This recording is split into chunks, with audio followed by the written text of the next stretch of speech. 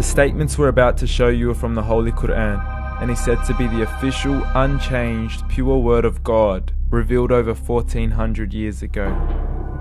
Claiming to be the word of God is a heavy statement, and without proof, or if a single contradiction is found within the book, the apparent word of God will be proven false. So without further ado, let's put the book to the test.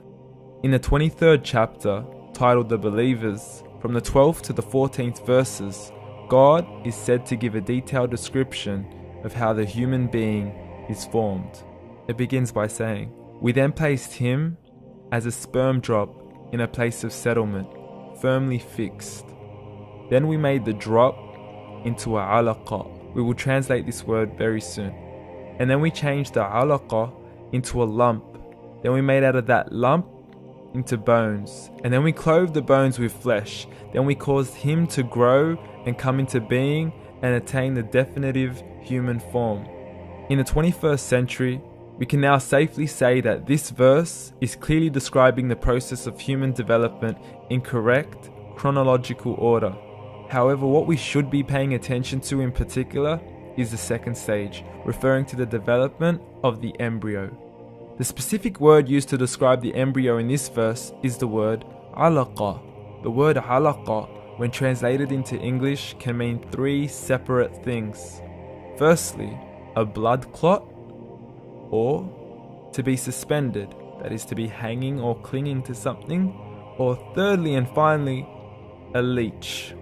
Now, all three definitions don't come anywhere near what we perceive to be the human embryo.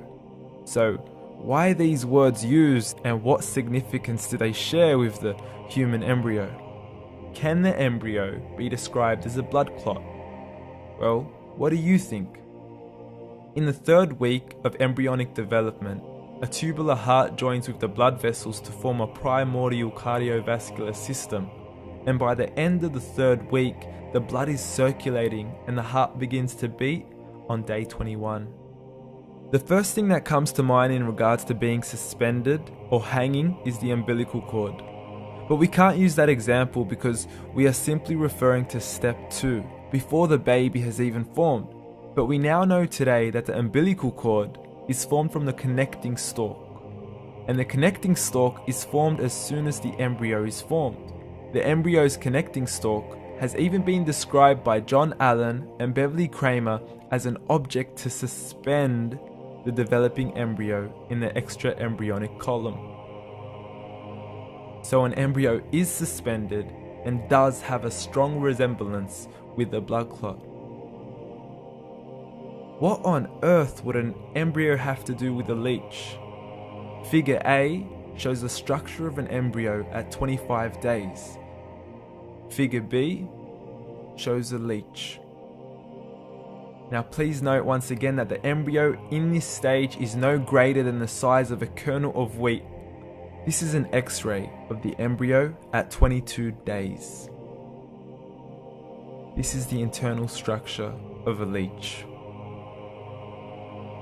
It's mind-blowing stuff, but you still haven't seen anything yet. This is the head of the embryo at 22 days. The detail you are seeing right now is absolutely impossible to be seen with the human eye and can only be seen with a microscope. This is the back end of a leech. There's no other words used to describe this other than mind-blowing. The pictures we have shown you are impossible to be seen with the human eye or even to be predicted by the human mind. Once again, the verses we have shown you were revealed over 1400 years ago to a man who couldn't read nor write. Are these the words of God?